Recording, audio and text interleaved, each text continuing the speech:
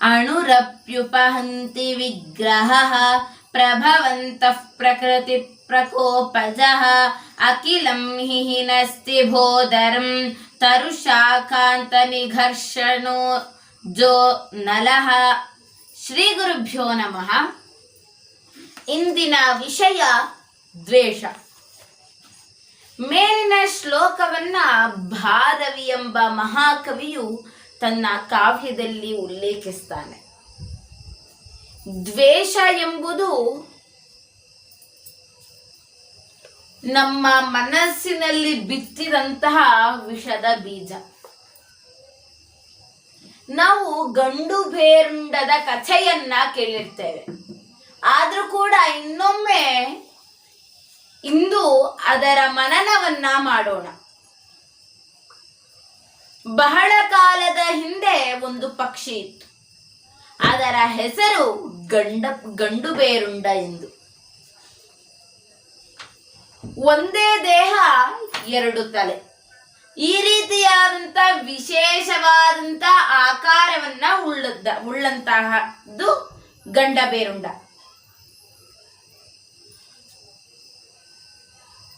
ಅದರಲ್ಲಿ ಏನ್ ವಿಶೇಷ ಇತ್ತು ಅಂತ ಹೇಳಿದ್ರೆ, ಒಂದು ಬಾಯಿಯಲ್ಲಿ ಒಳಗೆ ಹೋದರೂ ಕೂಡ, ಯಾವ ವಸ್ತು ಕೂಡ ಒಳಗೆ ಹೋದರೂ ಕೂಡ ಒಂದೇ ಹೊಟ್ಟೆಗೆ ಸೇರ್ತಾ ಇತ್ತು. ಎರಡು ಮುಖಗಳಿಂದ ಯಾವುದೇ ಒಂದು ವಸ್ತುವು ಅಂತಕ್ಕೆ ಪ್ರವೇಶಿಸಿದರೆ ಒಂದೇ ಹೊಟ್ಟೆಗೆ, ಉದರಕ್ಕೆ ಸೇರಿಕೊಳ್ಳುತ್ತಿತ್ತು. ಈ ವಿಶೇಷವಾದಂತ ಆಕಾರವನ್ನ ಉಳ್ಳಂತಹದ್ದು ಗಂಡ ಬೇರುಂಡ. ಹೀಗಿರ್ಬೇಕಾದ್ರೆ ಒಂದು ದಿನ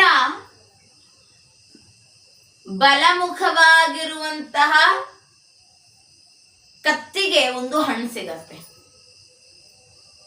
ಆ ಹಣ್ಣೇನ್ ಮಾಡತ್ತೆ, ಆ ಹಣ್ಣನ್ನ ತಿನ್ನಕ್ ಹೋದಾಗ ಎಡಮುಖವಾದಂತಹ ಕತ್ತು ಕೇಳತ್ತೆ, ನನಗೂ ಸ್ವಲ್ಪ ಕೊಡು ಅಂತ. ಆಗ ಬಲಮುಖದ ಕತ್ತು ಕೊಡೋದಿಲ್ಲ, ಅದು ಸ್ವಂತವಾಗಿ ತಿನ್ಕೊಂಡ್ಬಿಡತ್ತೆ. ಆಗ ಎಡಗಡೆಯ ಕತ್ತಿಗೆ ಸ್ವಲ್ಪ ಬೇಜಾರು, ದುಃಖ, ಕೋಪ ಎಲ್ಲ ಬರುತ್ತೆ. ಅದು ಹಣ್ಣುಗಳನ್ನ ಹುಡ್ಕೊಂಡು ಹೋಗುತ್ತೆ. ಆಗ ಅಲ್ಲಿ ಒಂದು ಹಣ್ಣು ಬಿದ್ದಿರುತ್ತೆ. ಆ ಹಣ್ಣನ್ನ ಎಡಗಡೆಯ ಕತ್ತು ಸೇವಿಸಲು ಆರಂಭ ಮಾಡುತ್ತೆ. ಆದ್ರೆ ಅದು ವಿಷದ ಹಣ್ಣಾಗಿರುತ್ತೆ. ಹೀಗಿರ್ಬೇಕಾದ್ರೆ ಸೇವಿಸಿದ್ದ ಕಾರಣ, ಮೊದಲೇ ತಿಳಿದ ಹಾಗೆ ಒಂದೇ ಉದರಕ್ಕೆ ಹೋಗುವ ಕಾರಣ ಆ ವಿಷ ಇಡೀ ದೇಹವನ್ನೆಲ್ಲ ಆವರಿಸಿಕೊಂಡು ಇಡೀ ಗಂಡ ಬೇರುಂಡವು ಮರಣವನ್ನ ಅಪ್ಪುವಂತ ಪರಿಸ್ಥಿತಿ ಬರುತ್ತೆ. ಆ ಒಂದು ವಿಷದಿಂದ ದೇಹವೇ ನಾಶ ಆಯಿತು.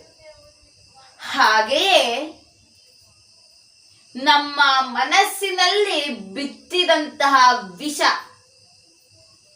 ನಮ್ಮನ್ನೇ ಹಾಳುಗೆಡುತ್ತಾ ಬರುತ್ತೆ. ಆ ವಿಷ ಯಾವುದು ಅಂತ ಹೇಳಿದ್ರೆ ದ್ವೇಷ.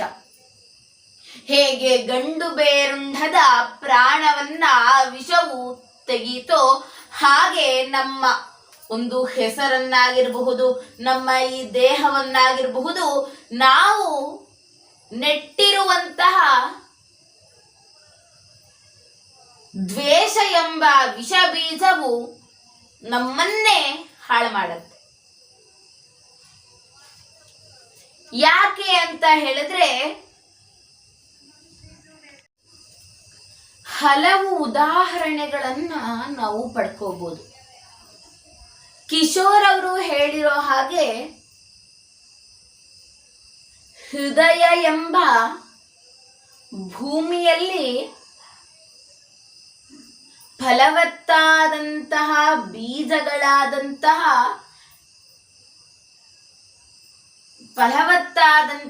ಬೀಜಗಳನ್ನ ಬಿತ್ತಬೇಕು. ಅದು ನಮ್ಮ ಕರ್ತವ್ಯ. ಅದೇ ಹೃದಯ ಎಂಬ ಭೂಮಿಯಲ್ಲಿ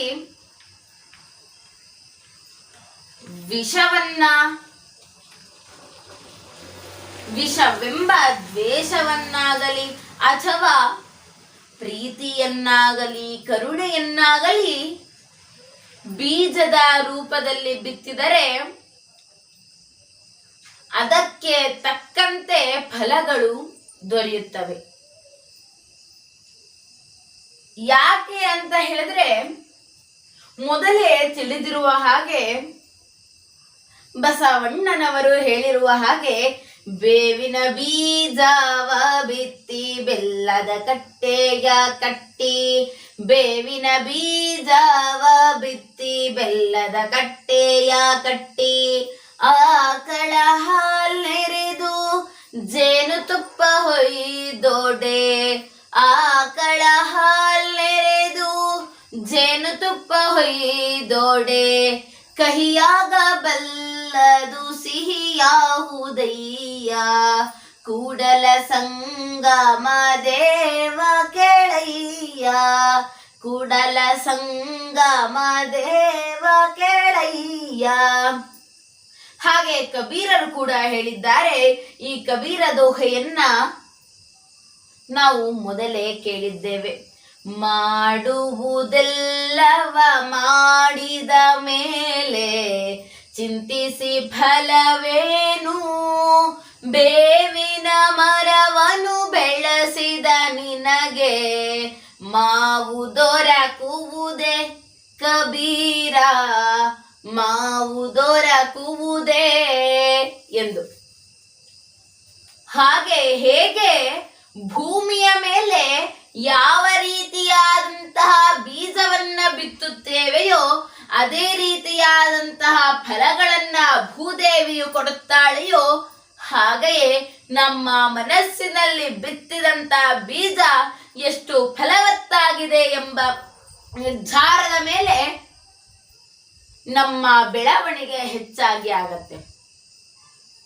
ಅದಕ್ಕೆ ಕಿಶೋರ್ ಅವರು ಹೇಳಿರೋದು, ಹೃದಯ ಎಂಬ ಭೂಮಿಯಲ್ಲಿ ಪ್ರೀತಿ ಕರುಣೆ ಎಂಬ ಸಿಹಿ ಬೀಜವನ್ನ ಬಿತ್ತಬೇಕು, ದ್ವೇಷ ಅಸೂಯೆ ಎಂಬ ಕಹಿ ಬೀಜವನ್ನ ಬಿತ್ತಬೇಕು ಎಂಬ ನಿರ್ಧಾರ ನಮ್ಮದ್ದೇ ಆಗಿರುತ್ತೆ. ಅದಕ್ಕೆ ನಾವು ದ್ವೇಷವನ್ನ ಬೆಳೆಸ್ಕೋಬಾರ್ದು. ನಾವು ತಿಳಿದುಕೊಂಡಿದ್ದೇವೆ ಕವಿಗಳ ಹೇಳಿದ ಮಾತುಗಳನ್ನ, ಕವಿಗಳು ಹೇಳಿದ ಮಾತುಗಳನ್ನ ಚಾಚು ತಪ್ಪದೆ ಪಾಲಿಸುವವರು ನಾವು. ಹಾಗೆ ಬಂದಂತಹ ಒಂದು ಪರಂಪರೆಯನ್ನ ಪಾಲಿಸಿಕೊಂಡ ಹೋಗ್ತಾ ಇದ್ದೇವೆ. ವೇದ ಸುಳ್ಳಾದರೂ ಗಾದೆ ಸುಳ್ಳಾಗದು ಎಂಬ ಮಾತನ್ನು ಕೂಡ ನಾವು ಕೇಳಿದ್ದೇವೆ. ಹಾಗಾದರೆ ನಾವು ನಮ್ಮ ಗಾದೆಗಳ ಪರಂಪರೆಯಲ್ಲಿ ತುಂಬಿದ ಕೊಡ ತುಳುಕುವುದಿಲ್ಲ, ಗಿಡವಾಗಿ ಬಗ್ಗದ್ದು ಮರವಾಗಿ ಬಗ್ಗೀತೆ, ಬೆಳೆಯುವ ಸಿರಿ ಮೊಳಕೆಯಲ್ಲಿ ಹಾಸಿಗೆ ಇದ್ದಷ್ಟು ಕಾಲು ಚಾಚು, ಕೈ ಕೆಸರಾದರೆ ಬಾಯಿ ಮೊಸರು, ಹೀಗೆ ಅನೇಕ ಗಾದೆ ಮಾತುಗಳನ್ನ ಕೇಳಿಕೊಂಡು ಬಂದಿದ್ದೇವೆ. ಆ ಗಾದೆ ಮಾತುಗಳಲ್ಲಿ ಈ ಒಂದು ಗಾದೆ ಮಾತು ಕೂಡ ಒಂದು, ದ್ವೇಷವು ದ್ವೇಷಿಯನ್ನು ಸುಡದೆ ಬಿಡದು ಎಂದು.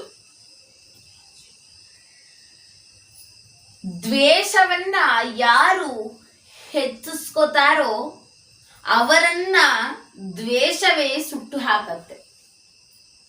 ಹೇಗೆ ಬೇರೆಯವರನ್ನ ಸಾಯಿಸಬೇಕೆಂಬ ಉದ್ದೇಶವನ್ನಿಟ್ಟುಕೊಂಡಂತ ಅನೇಕರು ಬಾಂಬ್ ಸ್ಫೋಟವನ್ನ ಮಾಡಿದ್ರೆ ಆ ಬಾಂಬ್ ಅವರನ್ನು ಕೂಡ ತನ್ನೊಳಗೆ ಎಳೆದುಕೊಳ್ಳುತ್ತೆ.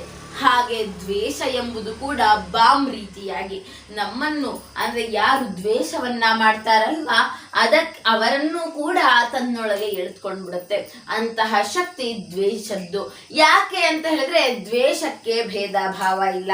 ಯಾರು ತನ್ನನ್ನ ಇಚ್ಛಿಸ್ತಾರೋ ಅವರನ್ನ ಅದು ಎಳ್ಕೊಳ್ಳುತ್ತೆ. ಹೇಗೆ ಬಾಂಬ್ ಎಳ್ಕೊಳ್ಳುತ್ತೋ ಹಾಗೆ. ಇದಕ್ಕೆ ಉದಾಹರಣೆ ಒಬ್ಬರಿದ್ದಾರೆ. ಅವಳು ಚಿಕ್ಕ ಹುಡುಗಿ. ಅವಳ ಮನೆ ಎಲ್ಲಿತ್ತು ಅಂತ ಹೇಳಿದ್ರೆ ಬಾಂಬ್ ತಯಾರಿಸುವಂತಹ, ಬಾಂಬ್ ಸಂಗ್ರಹಣೆ ಮಾಡುವಂತಹ ಸಂಗ್ರಹಾಲಯದ ಒಂದು ಬಾಂಬ್ ಸಂಗ್ರಹಣೆ ಮಾಡುವಂತಹ ಒಂದು ಮಳಿಗೆಯಿಂದ ಸ್ವಲ್ಪ ದೂರದಷ್ಟು ದೂರ ಆಕೆಯ ಮನೆ ಇದ್ದಿತು. ಒಂದು ಬಾರಿ ಅದರಲ್ಲಿದ್ದಂತಹ ಬಾಂಬ್ಗಳು ಸ್ಫೋಟಗೊಳ್ಳುತ್ತೆ. ಬಾಂಬ್ಗಳು ಸ್ಫೋಟಗೊಂಡಾಗ ಎಲ್ಲರೂ ಭಯಭೀತರಾಗಿ ಓಡಿ ಹೋಗ್ತಾರೆ. ಅನಂತರ ಸ್ವಲ್ಪ ದಿನಗಳ ನಂತರ ಎಲ್ಲಾ ಬಾಂಬ್ಗಳನ್ನ, ಅದರ ಶಕ್ತಿಯನ್ನ ಕುಂದಿಸಿದ್ದೇವೆ ಎಂಬ ಮಾಹಿತಿಯನ್ನ ಪಡೆದುಕೊಳ್ತಾರೆ. ಆಕೆಯ ತಂದೆ ತಾಯಿಯರು ಕೂಡ ಆಕೆಗೆ ಅದೇ ಮಾತನ್ನ ಹೇಳ್ತಾರೆ. ಇಷ್ಟರ ಒಳಗೆ ಆ ಒಬ್ಬ ಪುಟ್ಟ ಬಾಲಕಿ ಏನ್ ಮಾಡ್ತಾಳೆ ಅಂತ ಹೇಳಿದ್ರೆ, ಆಚೆಯಲ್ಲಿ ಬಿದ್ದಂತಹ ಬಾಂಬನ್ನ ಚೆಂಡು ಅಂತ ತಿಳಿದುಕೊಂಡು ಮನೆಗೆ ತಂದಿರ್ತಾಳೆ.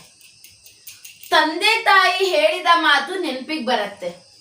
ಏನು ಅಂತ ಹೇಳಿದ್ರೆ, ಈ ಬಾಂಬಿನಲ್ಲಿರುವಂತಹ ಶಕ್ತಿಯನ್ನ ಕುಂದಿಸಿದ್ದೇವೆ, ಏನು ಅಪಾಯ ಆಗೋದಿಲ್ಲ ಅಂತ ನೆನಪಿಗೆ ಬಂದು ಆ ಪುಟ್ಟ ಬಾಲಕಿ ಆ ಚೆಂಡಿನಂತಿದ್ದ ಬಾಂಬನ್ನ ತೆಗೆದುಕೊಂಡು ಹೋಗಿ ಆಟ ಆಡಲು ಹೋಗ್ತಾಳೆ. ಆದ್ರೂ ಪ್ರಯೋಗ ಮಾಡೋಣ ಅಂತ ಹೇಳ್ಕೊಂಡು ಚೆಂಡಿನಂತಿದ್ದ ಬಾಂಬನ್ನ ಕೆಳಗೆ ಇಟ್ಟು ಸುತ್ತಿಗೆಯಿಂದ ಪೆಟ್ಟನ್ನ ನೀಡ್ತಾಳೆ. ಆ ಪೆಟ್ಟಿನ ಕಾರಣ ಅದು ಸ್ಫೋಟಗೊಳ್ಳುತ್ತೆ. ಸ್ಫೋಟಗೊಂಡ ಕಾರಣದಿಂದ ಆಕೆಯ 2 ಕೈಗಳು ಕೂಡ ಆಕಾಶಕ್ಕೆ ಹಾರಿ ಹೋಗತ್ತೆ. ಕಾಲು ದಾರದಂತೆ ನೇತಾಡ್ತಾ ಇರುತ್ತೆ. ನೋಡಿ ಸ್ನೇಹಿತರೆ, ಚೆಂಡು ಎಂದು ಭಾವಿಸಿ ಹಾಗೆ ಆಟವಾಡಬೇಕೆಂಬ ಆಸೆಯಿಂದ ಯಾವುದೇ ಒಂದು ವಿಷದ ಕಲ್ಮಶ ಭಾವನೆ ಇಲ್ಲದೆ ಮಾಡಿದಂತಹ ಒಂದು ಕೃತ್ಯ ಅಂತ ಹೇಳಿದ್ರೆ, ಏನೂ ಅರಿವಿಲ್ಲದಂತೆ ಮಾಡಿದ ಆ ಹುಡುಗಿಗೂ ಕೂಡ ಆ ಬಾಂಬ್ ಸರಿಯಾದ ಉತ್ತರವನ್ನ ಕೊಡ್ತು ಅಂತ ಹೇಳಿದ್ರೆ ಆಕೆಯ ಮೈಗೆ, ದೇಹಕ್ಕೆ ಘಾಸಿಗೊಳಿಸಿತ್ತು. ಹಾಗೆ ದ್ವೇಷ ಎಂಬುದು ಕೂಡ ಯಾರಿಗೂ ಏನನ್ನು ಭೇದ ಭಾವ ಮಾಡೋದಿಲ್ಲ. ಎಲ್ಲರಿಗೂ ಅದರ ಧರ್ಮವೇ ಹಾಗೆ. ತನ್ನನ್ನ ಯಾರು ತನ್ನ ಮನಸ್ಸಿನಲ್ಲಿ ಇಟ್ಕೋತಾರೋ ಅವರನ್ನ ಸುಟ್ಟಿ ಬಿಡೋದು. ಆ ರೀತಿಯಾದಂತಹ ಗುಣವನ್ನ ಹೊಂದಿದಂತಹ ದ್ವೇಷವನ್ನ ನಾವ್ಯಾಕೆ ಇಟ್ಕೋಬೇಕು ಸ್ನೇಹಿತರೆ? ಅದಕ್ಕೆ ಕಬೀರರು ಹೇಳ್ತಾರೆ, ತಲೆಯನ್ನೇಕೆ ಬೋಳಿಸಿದೆ, ಕೂದಲು ಏನು ಮಾಡಿತ್ತು, ತಲೆಯನ್ನೇಕೆ ಬೋಳಿಸಿದೆ, ಕೂದಲು ಏನು ಮಾಡಿತ್ತು, ನಿನ್ನ ಮನವನು ಬೋಳಿಸು, ನಿನ್ನ ಮನವನು ಬೋಳಿಸು, ಅದರ ತುಂಬ ಹೊಲಸು ಕಬೀರ, ಅದರ ತುಂಬ ಹೊಲಸು. ನಾವು ಎಷ್ಟೋ ಮಂದಿ ನಂಬಿಕೆಯ ಪ್ರಕಾರವೂ ಆಗಿರಬಹುದು ಅಥವಾ ರೂಢಿಯಿಂದ ಬಂದಂತಹ ಪ್ರಕಾರವಾಗಿರಬಹುದು, ತಲೆಯನ್ನ ಬೋಳಿಸ್ತೇವೆ. ಉದಾಹರಣೆಗೆ ಒಂದು ದೇವಸ್ಥಾನಕ್ಕೆ ಹೋದಾಗ ದೇವರಿಗೆಂದು ಕೂದಲುಗಳನ್ನ ಕೊಡುತ್ತೇವೆ, ಅಂದ್ರೆ ಬೋಳಿಸುತ್ತೇವೆ. ಎಷ್ಟೇ ಬೋಳಿಸಿದ್ರೂ ಕೂಡ ಮನಸ್ಸಿನಲ್ಲಿರುವ ಹೊಲಸನ್ನ ತೆಗೆದು ಹಾಕದಿದ್ದರೆ ತಲೆಯನ್ನ ಬೋಳಿಸಿಯಾದರೂ ಏನು ಪ್ರಯೋಜನ? ಮನಸ್ಸಿನಲ್ಲಿರುವ ಹೊಲಸು ಅಲ್ಲೇ ಕೊಳೆತು ಕೊಳೆತು ನಾರುತ್ತೆ. ಅದಕ್ಕಾಗಿ ಮೊದಲು ತಲೆಯನ್ನ ಬೋಳಿಸುವುದಕ್ಕಿಂತ ಮೊದಲು ಮನದಲ್ಲಿರುವಂತಹ ಹೊಲಸನ್ನ ತೆಗೆದು ಹಾಕಬೇಕು. ಹೇಗೆ ಮನೆಯನ್ನ 1 ವಾರದವರೆಗೂ ಕಸ ಗುಡಿಸದೆ, ಒರೆಸದೆ, ಏನನ್ನೂ ಸ್ವಚ್ಛ ಮಾಡದೆ ಇದ್ದಾಗ ಮನೆ ಹೇಗಿರುತ್ತೋ ಹಾಗೆ ನಮ್ಮ ಮನ ಕೂಡ ಸ್ವಚ್ಛ ಮಾಡದೆ ಇದ್ದರೆ ಅಷ್ಟೇ ಹೊಲಸಾಗಿರುತ್ತೆ. 1 ವಾರ ಸ್ವಚ್ಛ ಮಾಡದೆ ಇದ್ದಂತಹ ಮನೆಯೇ ಹಾಗಿರ್ಬೇಕಾದ್ರೆ ಎಷ್ಟೋ ವರ್ಷಗಳ ಕಾಲ ಸ್ವಚ್ಛ ಮಾಡದೆ ಇರುವಂತಹ ಮನ ಹೇಗಿರಬಹುದು?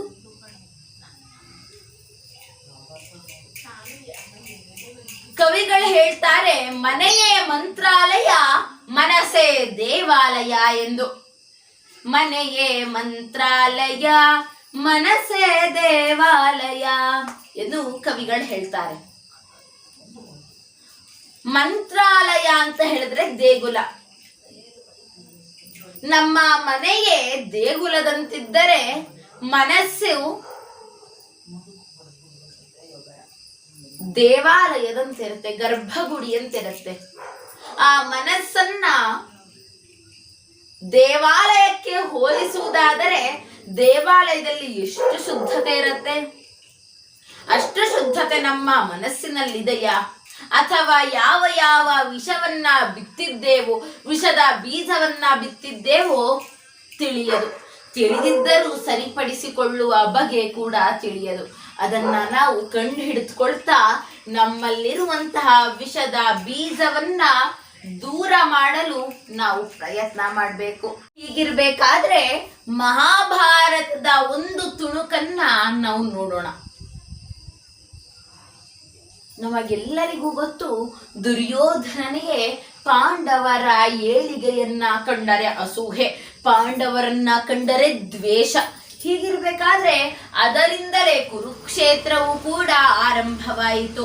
ಕುರುಕ್ಷೇತ್ರ ಆರಂಭವಾದಂತಹ 2 ದಿನಗಳ ನಂತರ ದುರ್ಯೋಧನನು ಭೀಷ್ಮನ ಬಳಿ ಹೋಗಿ ಹೇಳ್ತಾನೆ, ಭೀಷ್ಮ ಪಿತಾಮಹ, ನೀವು ಪಾಂಡವರಿಗೆ ಸಹಾಯ ಮಾಡ್ತೀರಾ, ಪಾಂಡವರೇ ಜಾಸ್ತಿ ಎಲ್ಲವನ್ನ ಕಲಿತಿದ್ದಾರೆ, ಪಾಂಡವರು ಧರ್ಮಶಾಲಿಗಳು ಎಂದು ತಿಳಿದುಕೊಂಡು ನೀವು ನಮ್ಮ ಪಕ್ಷಪಾತಿಯಾಗಿದ್ದರೂ ಕೂಡ ನಮ್ಮ ಪಕ್ಷವನ್ನೇ ವಹಿಸಿಕೊಂಡು ಆದರೂ ಪಾಂಡವರಿಗೆ ಸಹಾಯ ಮಾಡುತ್ತೀರಲ್ಲವೇ ಅಂತ ಹೇಳಿದಾಗ ಭೀಷ್ಮ ಪಿತಾಮಹರು ಹೇಳ್ತಾರೆ, ಹಾಗಾದ್ರೆ ನಾನು 5 ಬಾಣಗಳನ್ನ ನಾನು ನಿರ್ಮಾಣ ಮಾಡ್ತೇನೆ ಅಂತ ಹೇಳಿ ಮಂತ್ರಗಳನ್ನ ಉಪಯೋಗಿಸಿ 5 ಚಿನ್ನದ ಬಾಣಗಳನ್ನ ನಿರ್ಮಾಣ ಮಾಡ್ತಾರೆ.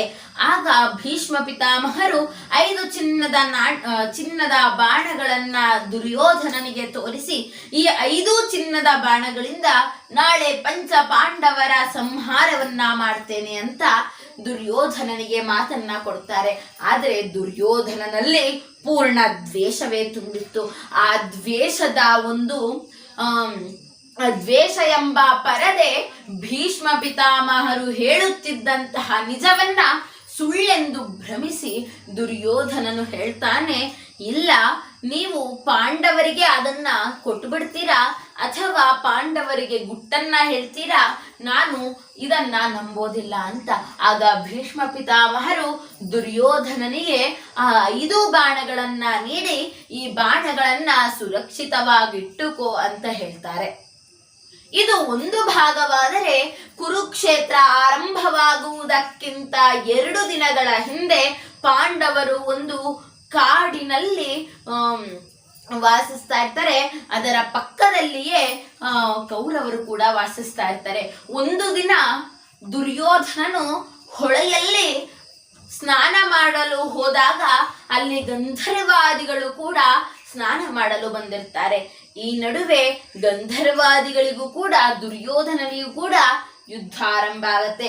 ಮಾತುಕತೆಯಿಂದಲೇ ಯುದ್ಧ ಪ್ರಾರಂಭವಾದಾಗ ದುರ್ಯೋಧನನು ಸೋಲುವ ಅಂಚಿನಲ್ಲಿ ಬರ್ತಾನೆ. ಆಗ ಅರ್ಜುನನು ಬಂದು ದುರ್ಯೋಧನನನ್ನ ರಕ್ಷಿಸ್ತಾನೆ, ಗಂಧರ್ವಾದಿಗಳನ್ನ ಸೋಲಿಸ್ತಾನೆ. ಒಂದು ಕಡೆ ದುರ್ಯೋಧನನಿಗೆ ತಾನು ಕ್ಷತ್ರಿಯನಾಗಿ ಸೋಲಪ್ಪಿಕೊಂಡೇನಲ್ಲ ಎಂಬ ಕೊರಗಿದ್ದರೂ ಕೂಡ ಅರ್ಜುನ ನನ್ನನ್ನ ರಕ್ಷಿಸಿದ್ದನಲ್ಲ ಎಂಬ ಒಂದು ಸಂತೋಷದಿಂದ ಅವನು ಅರ್ಜುನನಿಗೆ ಹೇಳ್ತಾನೆ, ನಿನಗೆ ಏನು ವರ ಬೇಕೋ ಕೇಳಿಕೋ ಅಂತ. ಆದ್ರೆ ಅರ್ಜುನ, ಈಗ ಬೇಡ, ಸಮಯ ಬಂದಾಗ ನಾನು ಕೇಳ್ತೇನೆ ಅಂತ ಅರ್ಜುನ ಹೇಳಿರ್ತಾನೆ. ದಿನ ಕಳೆದಂತೆ ದುರ್ಯೋಧನನ ಹತ್ತಿರ 5 ಬಾಣಗಳು ಬಂದು ಸೇರುತ್ತೆ. ಯಾಕೆ ಅಂತ ಹೇಳಿದ್ರೆ ದ್ವೇಷದಿಂದ ಭೀಷ್ಮರನ್ನ ನಿಂದಿಸಿ ಆ ಬಾಣಗಳನ್ನ ತೆಗೆದುಕೊಂಡಿರ್ತಾನೆ. ಈ ಸರ್ವಾಂತರ್ಯಾಮಿಯಾದಂತಹ ಕೃಷ್ಣನಿಗೆ ಈ ವಿಷಯ ಗೊತ್ತಿರುವುದಿಲ್ಲವೇ? ಅರ್ಜುನನನ್ನ ಕರೆದು, ಕೃಷ್ಣ, ನೀನು ಅಂದು ವರವನ್ನ ಮುಂದೆ ಕೇಳುತ್ತೇನೆ ಅಂತ ಹೇಳಿದ್ಯಲ್ಲ ಅರ್ಜುನ, ಇಂದು ಹೋಗಿ ದುರ್ಯೋಧನನ ಬಳಿ ಭೀಷ್ಮಾಚಾರ್ಯರು ಕೊಟ್ಟಂತಹ 5 ಬಾಣಗಳನ್ನ ವರವಾಗಿ ನೀಡಲು ಪ್ರಾರ್ಥಿಸುವಂತ ಉಪಾಯವನ್ನ ನೀಡ್ತಾನೆ. ಅದರಂತೆಯೇ ಅರ್ಜುನ ಕೂಡ ಕೇಳ್ತಾನೆ, 5 ಬಾಣಗಳನ್ನ ವರವಾಗಿ ಕೇಳ್ತಾನೆ. ಏನೂ ಮಾಡಕ್ಕಾಗೋದಿಲ್ಲ, ಕೊಟ್ಟ ಮಾತಿಗೆ ತಪ್ಪಲಾರನು ದುರ್ಯೋಧನನು. ಅದಕ್ಕೆ 5 ಬಾಣಗಳನ್ನ ಪಾಂಡವರಿಗೆ ಕೊಡ್ತಾನೆ. ಭೀಷ್ಮಾಚಾರ್ಯರಿಗೆ ನಡೆದ ಘಟನೆಗಳನ್ನು ಕೂಡ ಹೇಳ್ತಾನೆ. ಅನಂತರ ಭೀಷ್ಮಾಚಾರ್ಯರು ಹೇಳ್ತಾರೆ, ನೀನೇ ಪಾಂಡವರಿಗೆ ಕೊಡಬೇಡ ಅಂತ ಹೇಳಿ ನೀನೇ ಅಸ್ತ್ರಗಳನ್ನ ಪಾಂಡವರಿಗೆ ಕೊಟ್ಟೆಯಲ್ಲ, ಆದರೆ ನನಗೆ ಆ ಮಂತ್ರಗಳನ್ನ ಉಚ್ಚರಿಸುವ ಅರ್ಹತೆ 1 ಬಾರಿ ಅಷ್ಟೇ ಇತ್ತು. ನಾನು 5 ಮಂತ್ರಗಳನ್ನ ಉಚ್ಚರಿಸಿದ್ದೇನೆ, ಮತ್ತೆ ಉಚ್ಚರಿಸಿ ಬಾಣಗಳನ್ನ ಪಡೆದುಕೊಳ್ಳಲು ಸಾಧ್ಯವಿಲ್ಲ ಅಂತ ಉತ್ತರ ಕೊಡ್ತಾರೆ. ದುರ್ಯೋಧನನು ದ್ವೇಷ ಎಂಬ ಮುಸುಕಿನಿಂದ ಪರದೆಯಿಂದ ಬಳಲದೇ ಇದ್ದರೆ ಭೀಷ್ಮಾಚಾರ್ಯರ ಬಳಿಯೇ ಆ ಬಾಣಗಳು ಇರ್ತಿತ್ತು ಅಂತ ನಾವು ಭಾವಿಸಬಹುದು. ಅದಕ್ಕೆ ದ್ವೇಷದಿಂದ ಕೊನೆಗೆ ದುರ್ಯೋಧನನು ಹತನಾಗ್ತಾನೆ. ನೋಡಿ ಪುರಾಣಗಳಲ್ಲಷ್ಟೇ ದ್ವೇಷವನ್ನ ಕಾಣಬಹುದು ಎಂದು ಊಹಿಸಲು ಸಾಧ್ಯವಿಲ್ಲ.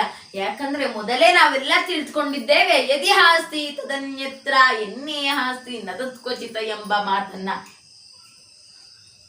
ಈಗಿನ ಜೀವನದಲ್ಲೂ, ಈಗಿನ ಲೌಕಿಕ ಜೀವನದಲ್ಲೂ ನಾವು ಈ ರೀತಿಯಾದಂತಹ ದ್ವೇಷ ಭಾವನೆಯನ್ನ ಕಾಣಬಹುದು. ಅದಕ್ಕೆ ಒಂದೇ ಒಂದು ಕಥೆಯನ್ನ ತಿಳಿದುಕೊಂಡು ಈ ಒಂದು ಭಾಷಣವನ್ನ ಮುಗಿಸೋಣ. ಒಂದು ಊರಿನಲ್ಲಿ ಇಬ್ಬರು ಸ್ನೇಹಿತರು ಕೂಡ ರಕ್ತ ಸಂಬಂಧಿಗಳಾಗದೇ ಇದ್ದರೂ ಕೂಡ ರಕ್ತ ಸಂಬಂಧವನ್ನ ಮೀರಿದ ಸಂಬಂಧದಿಂದ ಕೂಡಿರ್ತಾರೆ ಆ ಇಬ್ಬರು ಸ್ನೇಹಿತರು ಕೂಡ. ಹೀಗಿರ್ಬೇಕಾದ್ರೆ ಅವರಿಗೆ ಒಂದು ಹೊಲ ಇರುತ್ತೆ. ಆ ಹೊಲದಲ್ಲಿ ಕೃಷಿಯನ್ನ ಮಾಡ್ತಾ ಇರ್ತಾರೆ ಇಬ್ಬರು ಸ್ನೇಹಿತರು ಕೂಡ. ಹೀಗಿರ್ಬೇಕಾದ್ರೆ ಒಂದು ದಿನ ಒಬ್ಬ ಸ್ನೇಹಿತನಿಗೆ ಅನ್ಸುತ್ತೆ, ನಾನು 2 ಎಮ್ಮೆಗಳನ್ನ ಖರೀದಿಸ್ಬೇಕು ಅಂತ. ಆಗ ಆ ವಿಷಯವನ್ನ ಇನ್ನೊಬ್ಬ ಸ್ನೇಹಿತನಿಗೆ ಹೇಳಿಕೊಂಡಾಗ ಇನ್ನೊಬ್ಬ ಸ್ನೇಹಿತ ಹೇಳ್ತಾನೆ, ಖರೀದಿಸ್ಬೇಡ ಅಪ್ಪ, ನಾವು ಕೃಷಿಯನ್ನೇ ಮುಂದುವರಿಸ್ಕೊಂಡು ಹೋಗೋಣ ಅಂತ. ಆಗ ಖರೀದಿಸುವ ಆಸೆಯನ್ನ ಇಟ್ಟುಕೊಂಡಂತಹ ಸ್ನೇಹಿತ ಹೇಳ್ತಾನೆ, ಇಲ್ಲ, ನಿನ್ನ ದುಡಿಮೆಯನ್ನ ನೀನು ಮಾಡಿಕೊ, ನನ್ನ ದುಡಿಮೆಯನ್ನ ನಾನು ಮಾಡ್ಕೋತೇನೆ, ಎಮ್ಮೆಯನ್ನ ಖರೀದಿಸ್ತೇನೆ, ಅದರಿಂದ ಬಂದಂತ ಹಾಲನ್ನ ಮಾರಿ ದುಡ್ಡನ್ನ ಸಂಪಾದಿಸ್ತೇನೆ ಅಂತ ಕೇಳಿದಾಗ ಅದೇ ಸ್ನೇಹಿತ ಹೇಳ್ತಾನೆ, ನನ್ನ ಎಮ್ಮೆಗಳಿಗೆ ನಿನ್ನ ಹೊಲದಲ್ಲಿ ಮೇಯಿಸಲು ಸ್ವಲ್ಪ ಅವಕಾಶವನ್ನ ನೀಡು ಅಂತ. ಆದರೆ ಮೊದಲನೇ ಸ್ನೇಹಿತ ಮಾತ್ರ ಒಪ್ಪೋದಿಲ್ಲ. ನಿನ್ನ ಎಮ್ಮೆಗೆ ನನ್ನ ಜಾಗವೇ ಆಗೋದಿಲ್ಲ ಅಂತ ಹೇಳಿ ಇಬ್ಬರ ನಡುವೆ ಕೂಡ ಕೋಲಾಹಲಗಳು ಭುಗಿಲೆಬ್ಬುತ್ತೆ. ಹೀಗಿರ್ಬೇಕಾದ್ರೆ ಕೋಲಾಹಲಗಳೇ ದ್ವೇಷವಾಗಿ ತಿರುಗತ್ತೆ. ಹೀಗೆ ದ್ವೇಷದಿಂದ ಒಬ್ಬರ ಮುಖವನ್ನ ಒಬ್ಬರು ನೋಡೋದಿಲ್ಲ.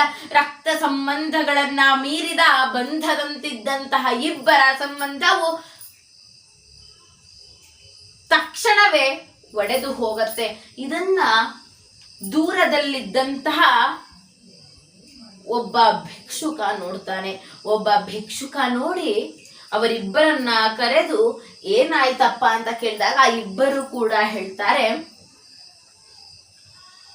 ಹೀಗೆ ನಡೆಯಿತು ಅಂತ. ಆಗ ಭಿಕ್ಷುಕ ಸರಿಯಾದ ಮಾತನ್ನ ಹೇಳ್ತಾನೆ. ಭಿಕ್ಷುಕನಿಂದ ಕಲಿಯಬಾರದೆಂಬ ಯಾವ ನಿಯಮಗಳಿಲ್ಲವಲ್ಲ ಸ್ನೇಹಿತರೆ.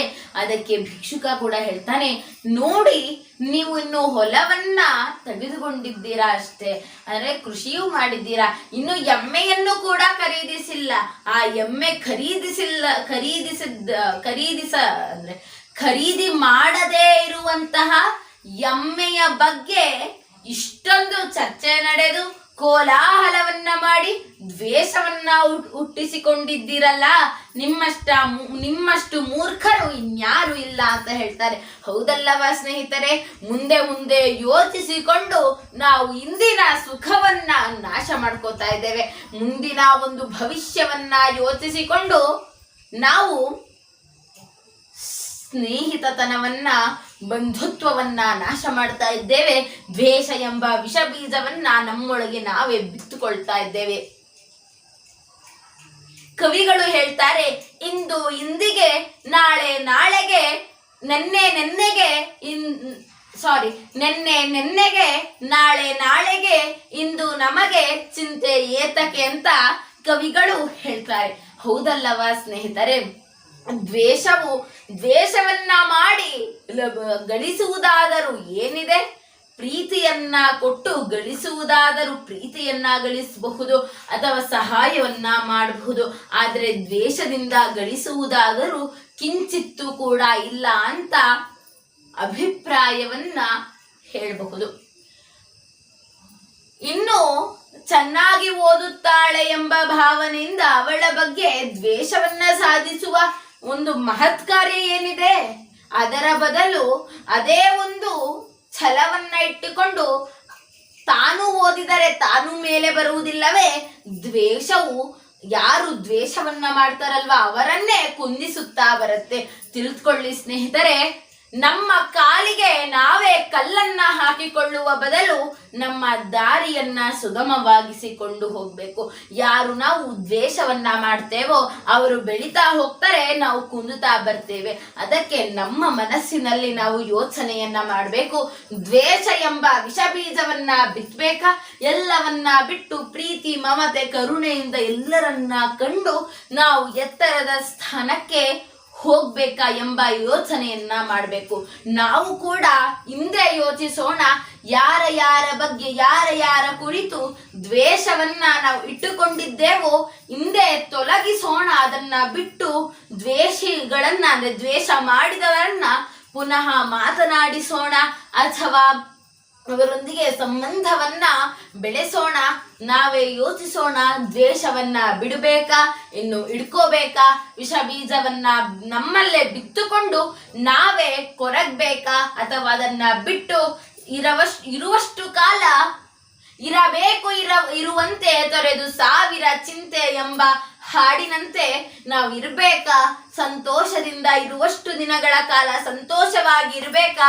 ಈ ಎಲ್ಲಾ ಪ್ರಶ್ನೆಗಳಿಗೆ ನಾನು ಉತ್ತರಿಸಲು ಸಾಧ್ಯವಿಲ್ಲ. ಯಾಕೆ ಅಂತ ಹೇಳಿದ್ರೆ ತಮ್ಮ ಭವಿಷ್ಯದ ನಿರ್ಧಾರ ತಮ್ಮ ಕೈಯಲ್ಲೇ ಇರುತ್ತೆ ಅಂತ ಹೇಳ್ತಾ, ನಾನು ಹೇಳಿದಂತಹ ಪ್ರಶ್ನೆಗಳಿಗೆ ನಮ್ಮಲ್ಲೇ ಉತ್ತರವನ್ನ ಕಂಡುಕೊಳ್ಳುತ್ತಾ ನಮ್ಮ ಮನಸ್ಸಿಗೆ ತೋಚಿದಂತೆ ಮಾಡೋಣ ಅಂತ ಹೇಳ್ತಾ ನನ್ನ ಮಾತಿಗೆ ಪೂರ್ಣ ವಿರಾಮವನ್ನ ಕೊಡ್ತೇನೆ. ಧನ್ಯವಾದಗಳು.